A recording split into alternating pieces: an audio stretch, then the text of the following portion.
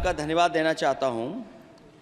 देश के बहुत महत्वपूर्ण सवाल पर आपने मुझे पूछने का समय दिया है। अध्यक्ष महोदय, ये सरकार किसी और का रिकॉर्ड बनाए न बनाए, लेकिन पेपर लीक का रिकॉर्ड जरूर ये सरकार बनाएगी।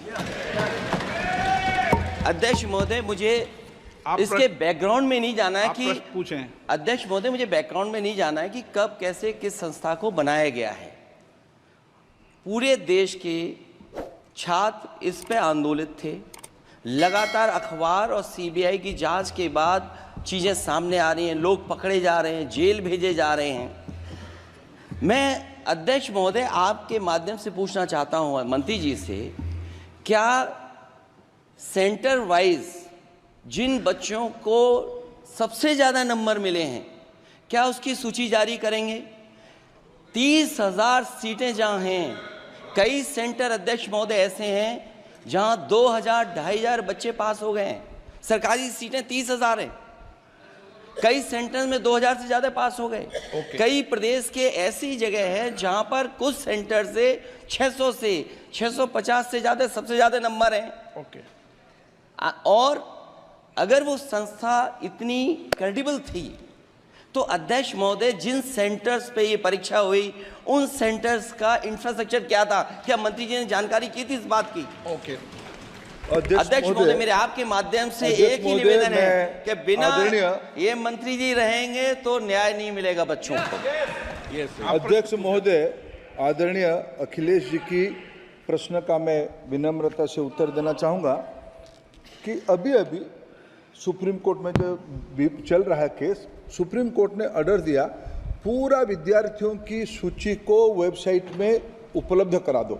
सर, पिछले 3 दिन से देश भर की सारे विद्यार्थियों की लिस्ट पब्लिक डोमेन में उपलब्ध है।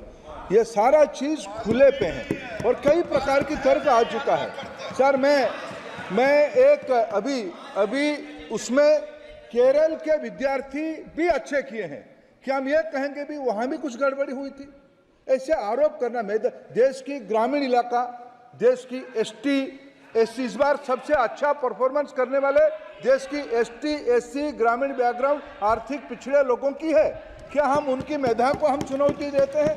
और बाकी रहा क्वेश्चन पेपर लीक की, सर मैं शुरू से मेरा एक स्टैंड रहा, राजनीति नहीं करना, लेकिन अखिलेश जी जब वहाँ दायित्व में थे उस सुबह की सर सारे सूची है कितने बार उत्तर प्रदेश में क्वेश्चन पेपर लीक हुए हैं। माननीय एक मिनट प्लीज, एक मिनट। राहुल गांधी जी, आप प्रश्न पूछना चाहते हैं? Speaker sir, it's obvious to the whole country.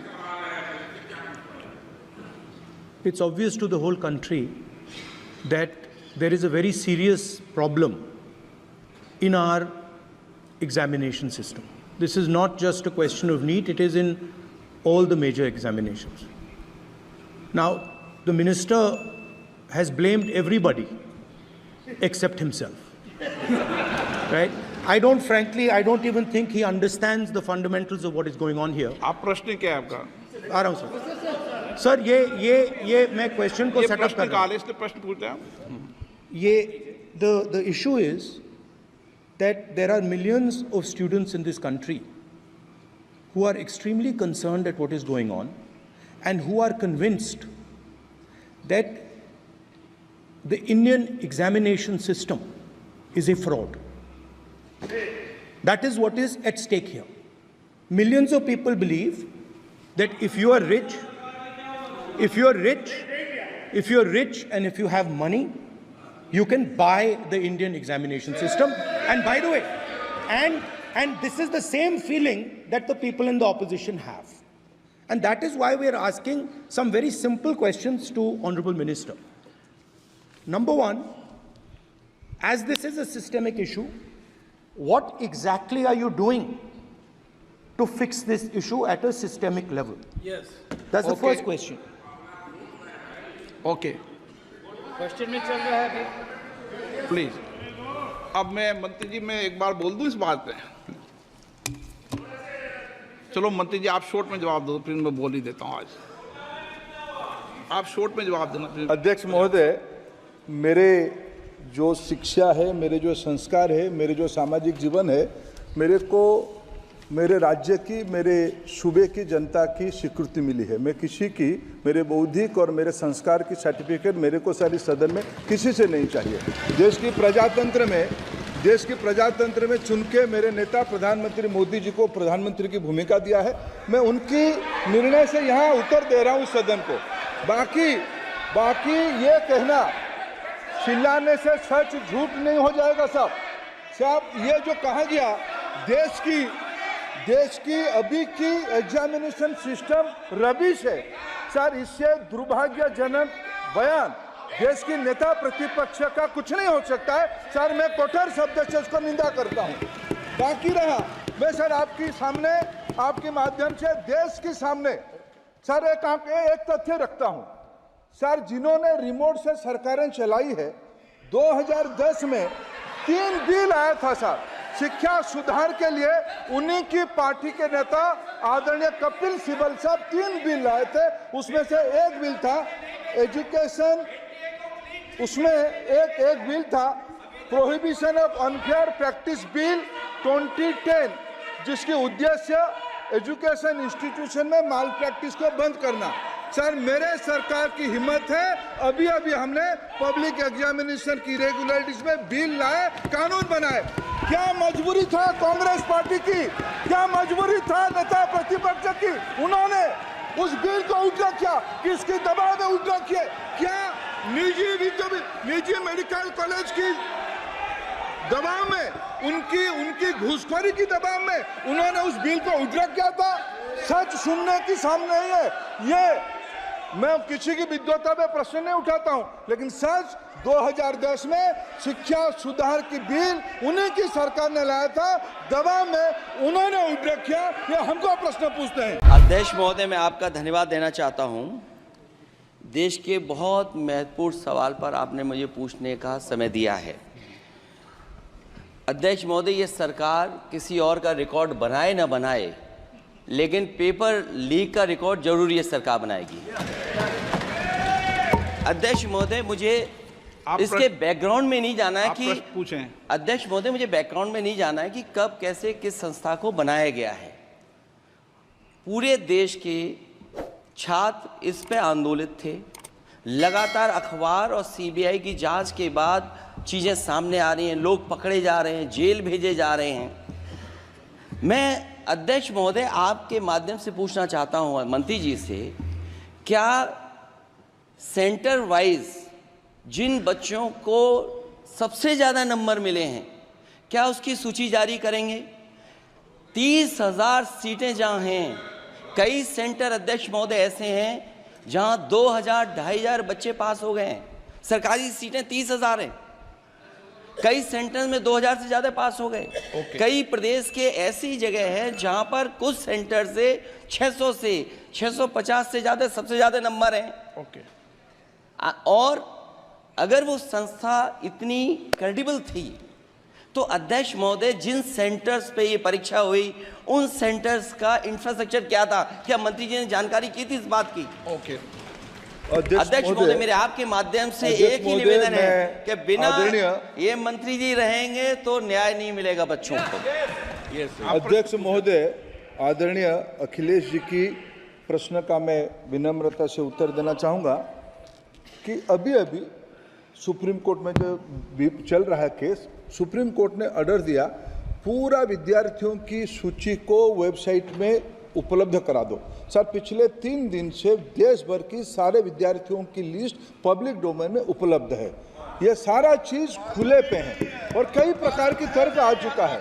Sir मैं एक अभी उसमें केरल के विद्यार्थी भी अच्छे किए हैं, क्या हम ये कहेंगे भी वहाँ भी कुछ गड़बड़ी हुई थी? ऐसे आरोप करना, मैं देश की ग्रामीण इलाका, देश की एसटी इस बार सबसे अच्छा परफॉर्मेंस करने वाले देश की एसटी ग्रामीण बैकग्राउंड आर्थिक पिछड़े लोगों की है। क्या हम उनकी मेधा को हम चुनौती देते हैं? और बाकी रहा क्वेश्चन पेपर लीक की, सर मैं शुरू से मेरा एक स्टैंड रहा, राजनीति नहीं करना, लेकिन अखिलेश जी जब वहाँ दायित्व में थे उस सूबे की, सर सारे सूची है कितने बार उत्तर प्रदेश में क्वेश्चन पेपर लीक हुए हैं। माननीय एक मिनट प्लीज, एक मिनट। राहुल गांधी जी, आप प्रश्न पूछना चाहते हैं? Speaker, sir, it's obvious to the whole country. It's obvious to the whole country that there is a very serious problem in our examination system. This is not just a question of NEET, it is in all the major examinations. Now, the minister has blamed everybody except himself. Right? I don't even think he understands the fundamentals of what is going on here. आप प्रश्न क्या है आपका? आ रहा हूं sir. ये मैं question को ये सेटअप कर प्रश्न रहा काल हूं। है, इसलिए प्रश्न पूछते हैं आप। The issue is that there are millions of students in this country who are extremely concerned at what is going on and who are convinced that the Indian examination system is a fraud. That is what is at stake here. Millions of people believe that if you are rich and if you have money, you can buy the Indian examination system. And by the way, and this is the same feeling that the people in the opposition have. And that is why we are asking some very simple questions to Honorable Minister. Number one, as this is a systemic issue, what exactly are you doing to fix this issue at a systemic level? Yes. That's the Okay. first question. Okay, question में चल रहा है अभी। Please. अब मैं मंत्री जी, मैं एक बार बोल दूं इस बात पे? चलो मंत्री जी, आप शॉर्ट में जवाब दो, फिर मैं बोल ही देता हूं। आज आप शॉर्ट में जवाब देना प्लीज। अध्यक्ष महोदय, मेरे जो शिक्षा है, मेरे जो संस्कार है, मेरे जो सामाजिक जीवन है, मेरे को मेरे राज्य की, मेरे सूबे की जनता की स्वीकृति मिली है। मैं किसी की, मेरे बौद्धिक और मेरे संस्कार की सर्टिफिकेट मेरे को सारी सदन में किसी से नहीं चाहिए।